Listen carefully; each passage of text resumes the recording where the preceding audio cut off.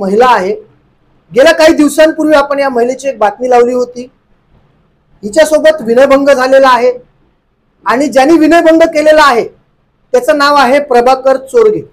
आता प्रभाकर चोरगे जवळजवळ 75 वर्षाच्या वरती त्यांचं वय आणि या वयामध्ये एक व्हिडिओ माझ्याकडे आहे। तो व्हिडिओ मला ऍक्च्युली पब्लिश करायचा नव्हता, परंतु काही लोकांचं असं म्हणणं आहे की आम्ही जाणीवपूर्वक प्रभाकर चोरगे याला बदनाम करतोय, परंतु आजपर्यंतचा माझा इतिहास वसई विरार शहरातील प्रत्येक नागरिकांना आहे।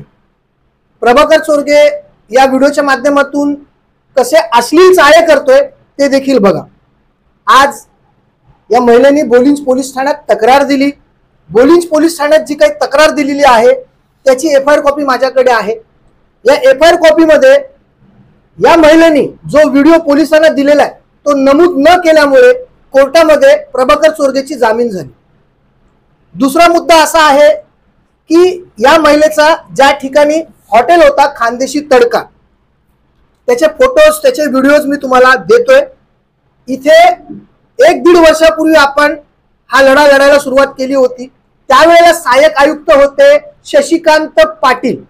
शशिकांत पाटील यांनी आपल्याला आश्वासन दिलं होतं की मी 15 दिवसात हे सगळं डेमोलेशन करणार आहे, परंतु 15 दिवसाचे आज 15 महिने झाले। शशिकांतच्या नंतर सोनाल काळे आले, सोनाल काळेच्या नंतर पुन्हा शशिकांत आले, त्यांच्यानंतर पुन्हा आता तिथे उमेश त्याचं नाव मला पूर्ण आठवत नाही, ते उमेश आले। त्याच्यानंतर आता पुन्हा अजय चोकेकर तिकडे आलेले आहेत। म्हणजे एका वर्षामध्ये 6 सहाय्यक आयुक्त या ठिकाणी बदललेले आहेत। दुसरी गोष्ट अशी आहे की या विरोधात आपण कोर्टामध्ये याचिका दाखल केली होती। त्या याचिकेच्या माध्यमातून प्रभाकर चोरगे याच्यावरती MRTP दाखल झाली, परंतु MRTP दाखल झाल्याच्या नंतर त्वरित कारवाई करायला पाहिजे होती, ती वसई विरार शहर महानगरपालिकेने केली नाही। वसई विरार शहर महानगरपालिकेने ही कारवाई का केली नाही याचं उत्तर सहाय्यक आयुक्तच देतील। मला तर वाटतं त्याच्या मागचं कारण असं आहे की हे जे भूमाफिया असतात या भूमाफियांना सहाय्यक आयुक्त कुठेतरी मदत करतात। स्टे घेण्यासाठी त्यांनी एवढा काळ लावला, अखेरीस काही काळासाठी वसई सत्र न्यायालयाने प्रभाकर चोरगे यांना स्टे दिलेला आहे। आणि याचं कारण असं आहे की या महिलेने त्या ठिकाणी एक गाळा भाड्याने घेतला। ऍक्च्युली या महिलेचा नालासोपारामध्ये खानदेशी तडका नावाचं एक चांगला सुंदर हॉटेल होता। लोक मुंबईवरून यायचे हिच्या आजचं जेवण खायला। लोक असं म्हणतात की मराठी माणूस व्यवसाय करत नाही, मराठी माणूस व्यवसाय करतो, परंतु मराठी माणूस व्यवसाय करत असताना दुसरा मराठी माणूस त्याच्याबरोबर काय करतो हे देखील या गोष्टीतून आपल्याला दिसून येते। ही रेंट अग्रीमेंट आहे, या रेंट अग्रीमेंट वरती 2.5 लाख रुपये डिपॉझिट घेतल्याचा उल्लेख आहे। एवढंच नाही तर याच्यामध्ये प्रभाकर चोरगे याच्या मुलाचा फोटो देखील आहे। आता प्रभाकर चोरगे याच्यावरती MRTP दाखल झाले तर मंदार चोरगे याच्यावरती पण MRTP दाखल झाली पाहिजे की नाही झाली पाहिजे, परंतु वसई विरार शहर महानगरपालिकेचे आयुक्त, सहाय्यक आयुक्त, इंजिनियर हे भ्रष्ट झालेले आहेत। पुढचा जो काही प्रकार आहे या महिलेसोबत काय घडलं असती, कोणत्या दर्पणाखाली जगते तिच्याच तोंडून ऐकून घ्या। ताई सांग तुझ्याबरोबर काय घडलं?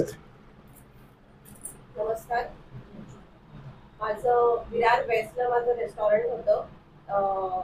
जवळपास मी तिथे 9 महिने माझं रेस्टॉरंट चालवलं। भाडेतत्वावरती घेतलं होतं प्रभाकर चोरगे यांच्याकडनं आणि गेल्या 2 महिन्यापासून माझं रेस्टॉरंट बंद आहे। मी तिथून त्यांनी मला खाली करायला सांगितलं आणि त्याचं कारण असं की जागा मी भाड्यावर घेतल्यानंतर त्यांचा नको असलेला तिकडे जास्त व्यवहार होता, येणं जाणं जास्त होतं, पर्सनल गोष्टी डिस्कस करणं किंवा येऊन तिथे गप्पा मारणं हे जास्त होतं। एक दिवशी संध्याकाळच्या वेळेस मी 4 ते 7 मध्ये रेस्टॉरंट बंद असतं, त्यावेळेस मी आणि माझे मिस्टर तिथे होतो आणि माझे मिस्टर 5 मिनिटासाठी बाहेर गेले होते। तिथे आतमध्ये मी एकटी होती किचनमध्ये।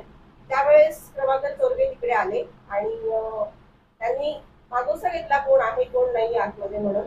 आल्यानंतर त्यांनी खूप वाह्यात आणि अश्लील गोष्टी काही करायला सुरुवात केली की तू खूप छान दिसते, मला तू खूप आवडते, मी तुला काश्मीरला घेऊन जातो, माझ्यासोबत फिरायला चल वगैरे या पद्धतीने। त्यांना म्हटलं की हे बोलणं चुकीचं आहे काका, हे तुम्ही काय बोलतायत म्हणून। तर ते म्हटले की नाही चल तुला नेतो मी फिरायला, असं म्हणजे खूप या वाह्यात प्रकारच्या गोष्टी होत्या की मी तुम्हाला नाही सांगू शकत अशा लेवलवरती.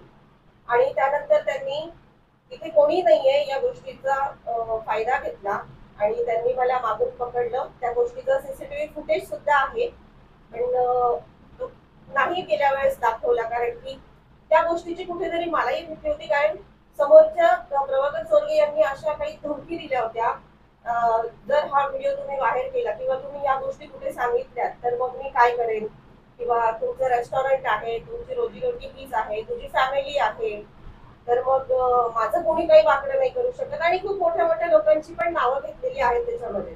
म्हणजे मी म्हटलं तर भाईंचं नाव घेतलंय, तू त्यांच्याकडे जा, तुला कोणाकडे जायचं त्यांच्याकडे जा, माझं कोणी काही वाकडं नाही करू शकत. या पद्धतीने धमक्या दिल्या. त्या याच्यामुळे कसं आहे, माझं एकंदरीत एकच आहे की मी माझं अर्निंग सोर्स फक्त रेस्टॉरंटच होतं. माझी फॅमिली आहे, मला कुठेतरी आहे की माझ्या हातातली गोष्ट किंवा माझा जो अर्निंग सोर्स आहे एकमेव, तो माझ्या हातातनं जाता कामा नये. त्यामुळे मी तिथे कुठली गोष्टीची वाच्यता केली नाही. आणि गेल्या 2 महिन्यापूर्वी तिथे आग लागली होती, ते पण प्रकरण झालेले आहे. मीटर सगळे जळून गेले. त्यावेळेस आठवडाभर एक रेस्टॉरंट बंद होतं. म्हणजे अशा पद्धतीचा बराचसा तिथे लॉस झालेला आहे. आणि 2 महिन्यापूर्वी त्यांनी सडनली खाली करायला सांगितलं की नाही तू इकडनं रिकामं कर. ठीक आहे म्हटलं, आम्ही रिकामं करतो. डिपॉझिट दिलेलं त्यामधूनही त्यांनी मला काही क्षुल्लक अमाऊंट दिली की त्याच्यामध्ये मी पुढे काही सुरू करू शकत नाही. मी आता एका ठिकाणी रेस्टॉरंट शिफ्ट केलंय, पण मी त्या समोरच्या व्यक्तीला मी डिपॉझिट देऊ शकत नाहीये.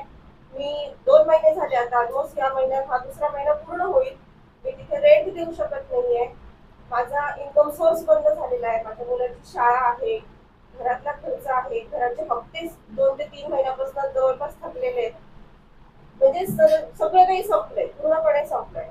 आणि एवढं होऊन सुद्धा पोलीस कंप्लेंट केली आहे, पोलिसांथ्रू म्हणजे त्यांच्याकडनं काही मदत मिळेल म्हणून. पण या पोलीस कंप्लेंट करून पण जवळपास 1-2 महिन्याच्या वर झालेले आहेत. आता त्यांच्याकडनंही काही पॉझिटिव्ह रिस्पॉन्स मिळत नाहीये, काही पुढे गोष्टी प्रोसेस होत नाहीये. फोन करावा त्यांना तर ते म्हणतात की हो आम्ही केलंय, त्यांना बेल मिळाली आहे, अशी मला उर्वरितची उत्तरं तिथून मिळत आहेत. तर यावरती मग मदत कोण करेल किंवा यातनं कोण बाहेर काढेल? म्हणजे एकंदरीत बघायला गेलं तर एक मानसिक त्रास दिलेलाच आहे.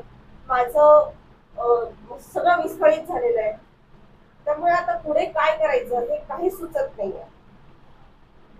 या सगळ्या विरोधात आपण आता महिला आयोगामध्ये तक्रार दाखल करणार आहोत, कारण या सगळ्या गोष्टींसाठी महिला आयोग आहे. आपण रीतसर आपल्या सगळ्या पत्रकारांच्या माध्यमातून महिला आयोगात देखील जाणार आहोत. विषय असा आहे की न्यायालयामध्ये जी बाजू मांडायची असते ती बाजू वसई विरार शहर महानगरपालिकेच्या ज्या पॅनलवरती जे वकील आहेत ती ते बाजू न मांडल्यामुळे आज या महिलेबरोबर हा सगळा प्रसंग घडलेला आहे. जवळजवळ त्या ठिकाणी 20 गाळे आहेत. एका गाळ्याचं भाडं 40 ते 45 हजार रुपये आहे. एका गाळ्याची डिपॉझिट 2.5 ते 3 लाख रुपये आहे. म्हणजे या प्रभाकर चोरगेने तिकडे करोडोचा ऐवज जमा केलेला आहे. आणि यातले काही पैसे वसई विरार शहर महानगरपालिकेचे आयुक्त, सहाय्यक आयुक्त, इंजिनियर आणि काही नेते आणि काही गुंड यांच्यामध्ये वाटला जातो. परंतु लोकांच्या हातात काय मिळतं? काहीच नाही. काही लोक असं म्हणतात की मराठी माणूस हा व्यवसाय करत नाही. हे खोटं आहे. मराठी माणूस जेव्हा व्यवसाय करतो तेव्हा किती आता मराठी नेते आहेत जे या महिलेच्या मागे उभे राहायला तयार आहेत. आज कुठेतरी आपल्याकडे त्या आल्या आहेत आणि आपण त्यांना मदत करतोय, कारण माझ्या बहिणीसारख्या त्या आहेत. आज जर आपली मुलगी किंवा आपली बहीण अशा संकटात सापडली असती तर आपण त्यांना सोडलं असतं का? यासाठी आपण आपल्या सगळ्या पत्रकारांच्या माध्यमातून माझी तुम्हाला सर्वांना एक कळकळीची विनंती आहे की ही बातमी देखील दाखवा, प्रसार माध्यमात दाखवा. जे न्यूजपेपर आहेत चांगले त्या न्यूजपेपरमध्ये टाका आणि कुठेतरी प्रशासनावरती